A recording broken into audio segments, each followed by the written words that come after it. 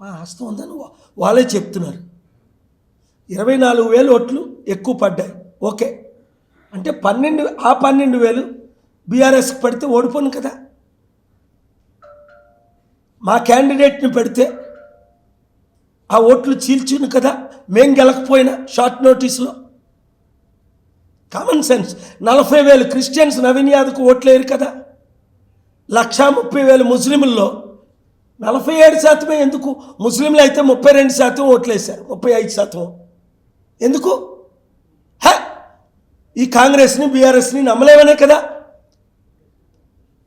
ఒక డిపాజిట్ రాని బీజేపీ క్యాండిడేట్ని కిషన్ రెడ్డి పెట్టడం ఏంటి? 170 ఎకరాలు రఘునందన్కి, బీజేపీ ఎంపీకి రాత్రి మీద ప్రజల భూములు దోచుకొని రిజిస్ట్రేషను ఆయన తరపున చేయడం ఏంటి? ఇలాంటి పెద్ద కేసులు 18 ఉన్నాయి.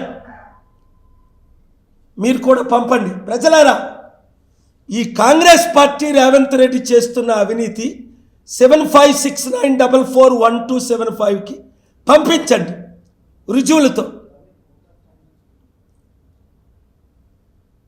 మేము ఫైట్ చేస్తాం.